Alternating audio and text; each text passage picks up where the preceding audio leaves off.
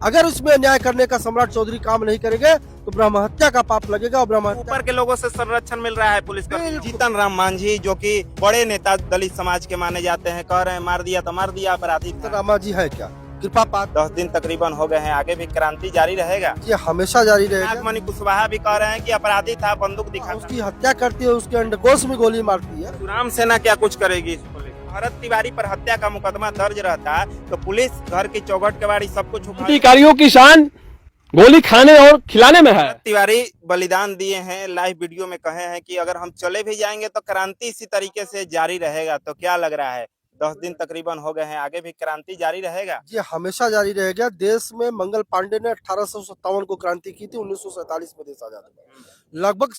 लगभग 90 साल। आज भरत तिवारी ने जो आग जलाई है वो क्रांति का रूप लेगी और बदलाव लेकर आएगी। और क्या लग रहा है, डबल इंजन की सरकार में बिहार पुलिस इतनी बेलगाम कैसे हो गई कि एक ऐसे शख्स का एनकाउंटर कर दिया, गोली चला दिया जिस पर पहले से कोई आपराधिक मुकदमा दर्ज नहीं हो? देखिए होता क्या कि आजकल मेडल पाने की खुशी और पदोन्नति की खुशी में अधिकारी जो होते हैं वो रक्षक से भक्षक बन चुके हैं। उनको किसको इस देश के अंदर इनकाउंटर अगर किसी अपराधी का होता है जिसके ऊपर लाखों रुपए का इनाम घोषित हुआ रहता है, उसको पुलिस पैर में इनकाउंटर करती है, पैर में मारती है और उसके बाद कंधा पकड़ करके उसको लेकर जाती है अस्पताल में। और एक व्यक्ति जिसके खिलाफ एक भी अपराध नहीं था, एक भी मुकदमा दर्ज नहीं था, उसकी हत्या करती है, उसके अंडकोश में गोली मारती है। ये सुनियोजित हत्या है। 7 दिन बाद तो पहले हत्या का मुकदमा दर्ज होता है। क्या लग रहा है, दबाव में कुछ लोग कह रहे हैं कि हत्या का मुकदमा दर्ज कर दिया गया है, अब क्या आगे कार्रवाई होगी? ये तो भरत तिवारी ने लाइव वीडियो बना करके चीजें सामने रख दी थी। नहीं, यही सरकार, यही पुलिस इस हत्या को एनकाउंटर दिखा करके वो दबा देती। जिस पिता का बेटा उन्होंने छीना है, जिस माँ की कोख छीनी है, जिस बहन का भाई छीन लिया है, अगर उसमें न्याय करने का सम्राट चौधरी काम नहीं करेंगे तो ब्रह्म हत्या का पाप लगेगा और ब्रह्म हत्या का पाप भगवान राम को भी लगा था। जीतन राम मांझी जो कि बड़े नेता दलित समाज के माने जाते हैं, कह रहे हैं मार दिया तो मार दिया, अपराधी था। आप जीतन राम मांझी का नाम क्यों ले रहे हैं? जीतन राम मांझी है क्या? कृपा पात्र है। पहले उन्होंने नीतीश कुमार ने कृपा पात्र करके कितने दिन के लिए मुख्यमंत्री बनाया था। अभी वो नरेंद्र मोदी और अमित शाह के कृपा पात्र से वो मंत्री विधायक उनका बेटा मंत्री बना बैठा हुआ।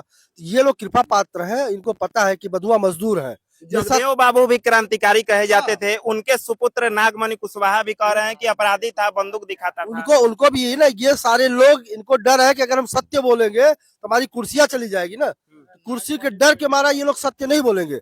आज यहाँ की जनता सत्य बोल रही, सर्व समाज सत्य बोल रहा।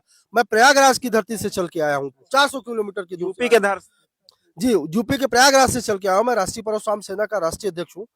और मैं जब 50 किलोमीटर रह गया तब से यहाँ पे लोग एक ही बात कहते हैं कि भैया वो सर्व समाज का नेता था, वो इस समाज की लड़ाई लड़ता था, उसने अपने जीवन की कोई लड़ाई नहीं लड़ी। परशुराम सेना क्या कुछ करेगी इसको लेकर? परशुराम सेना कर नहीं रही, पूरे देश में आंदोलन कर रही है। जिस दिन हत्या उसके दूसरे दिन से आज मैं यूपी से आया हूँ, मेरे साथ हरियाणा से, छतरपुर से, मध्य प्रदेश से, बिहार से, बिहार प्रदेश तो गिरफ्तारी हो जानी चाहिए थी। अगर यही भरत तिवारी पर हत्या का मुकदमा दर्ज रहता तो पुलिस घर की चौखट कबाड़ी सब कुछ उखाड़ लेता, लेकिन पुलिस पर जब हत्या का मुकदमा दर्ज है तो रफ्तार धीमी हो गई है। ये सुनियोजित हत्या है ना। जब तो लग रहा है कि ऊपर के लोगों से संरक्षण मिल रहा है पुलिस कर्मियों को। बिल्कुल, ये जिस प्रकार से इनकाउंटर हुआ है, आप देखिए, घेर करके मारा जा रहा है, वो आत्मसमर्पण कर रहा है। इस देश के संविधान ये है कि अजमल कसाब जब वो ताज में पकड़ा जाता है, जिसने लगातार गोलियों से छलनी किया था परिवारों को, उसको पुलिस पकड़ कर लेके जाती है और 4 साल उसको जेल में रहकर उसको वकील मुहैया कराता है।